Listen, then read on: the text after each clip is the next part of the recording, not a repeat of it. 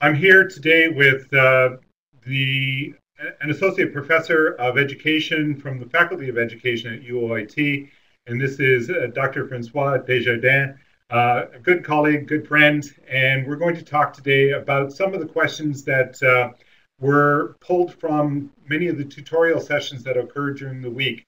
Um, and we'll just have a general discussion about these questions that are posted on the bottom of the screen, so you'll be able to see it within the video clip when you see it posted on YouTube as well. So we want to get started in terms of that first question. Is there a major distinction between project-based and problem-based learning? And is that distinction dependent upon the amount of student-centeredness that's inherent in both? What do Hmm. you think?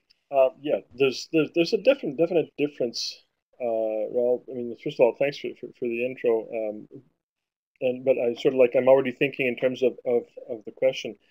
Major distinction between project-based and problem-based. I don't think it has much dependence on the amount of student-centeredness inherent in both, because in both cases you can absolutely have this teacher directed as well as you can have it student directed. And I think that both can be distorted if you want, equally as well. Now, I think the major difference, sorry? What do you mean by the distortion? Oh, distortion? Distortion is easy. Distortion is on how you define project and how you define problem. And I won't even start going into how teachers or students or can define learning. Okay. But because that's another ball of wax, and we could do. I mean, I've done 39-hour courses just on the word learning, and you know that. But on the idea of project versus problem, um, in the sense that both can be narrow, both can be broad, and the narrower they are defined, the more teacher directed they are. The broader they are defined, the more the student has liberty, the more the learner has liberty to move around, if you want, in both project and problem.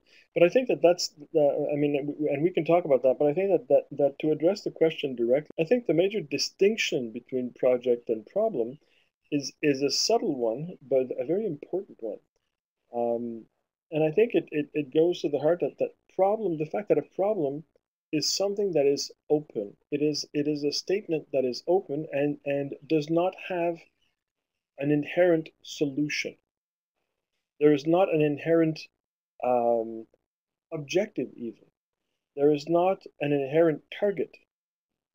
Um, Although we in the formula that you were referring to a little while ago when we were talking about the problem is that there's a difference, a delta between an existing situation and a desired situation. Well, even the desired situation, it can be desired, it can be a general target, but it may not be where you're going to end up. Even if you want to reduce the gap between the desired situation and the current situation, that can be taken as the current situation is unacceptable. There are factors in the current situation that are intolerable. There are elements of the current situation that are not sustainable. And there's many ways you can look at the current situation as being it has to change for a number of reasons. You can have a target situation, a desired situation, or you may not. It may be just like anywhere but here kind of a desired situation. And I think that this is where problem-based learning can be as simple as an anywhere but here kind of situation, as long as you're able to identify and analyze the why not here, why not this. Whereas the project-based kind of approach or a project is there is not only a difference between the current situation and the desired situation, but the desired situation has been identified. There is an inherent solution that you are looking for. What is not clear and what is left up to the student is the path by which they will reach that target situation or that desired situation. So I think that the basic difference is project based, the path is undefined, but the target is. Problem based, the path is not defined, neither is the target.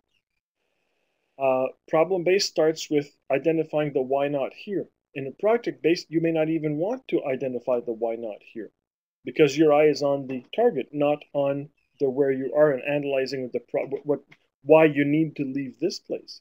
Project-based may be a currently very acceptable situation, but a better one desired, or a different one desired, or change for the sake of change.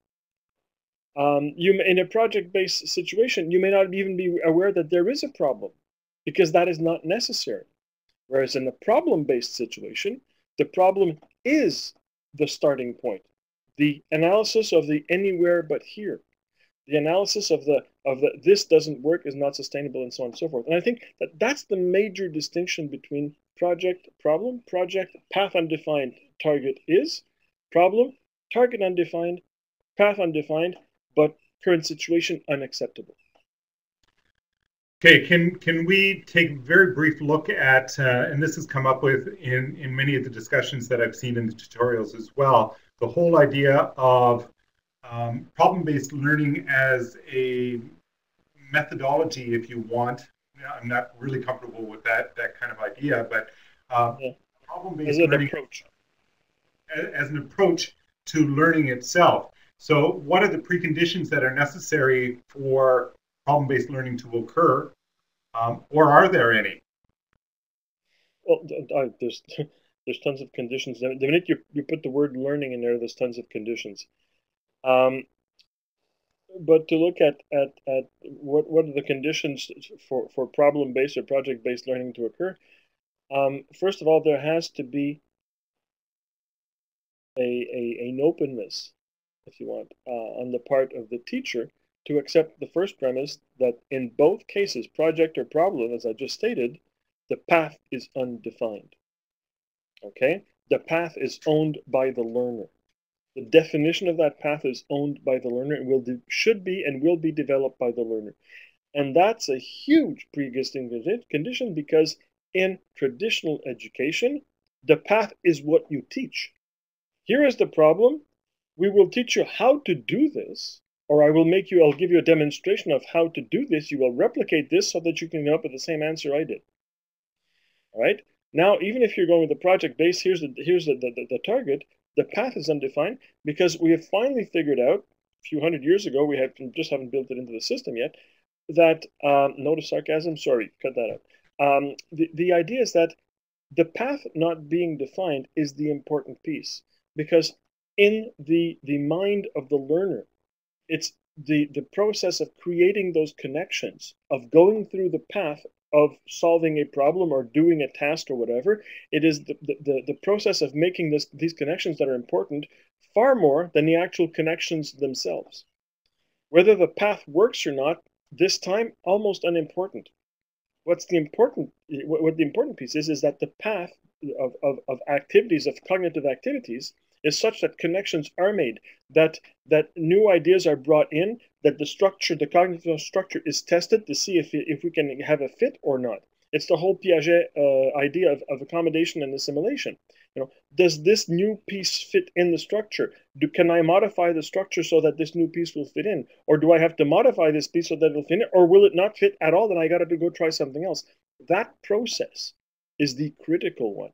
And this is what is different in the project and problem-based learning to the traditional. And if you're asking in terms of conditions, this is the first huge condition. The first huge difference is that we have to leave that path undefined, and we have to accept as teachers that that path has to be defined by the learner. And they have to make mistakes, if you want. It's been even called, is it mastery learning or trial and error or you name it. I mean, that's the process. That's the important piece.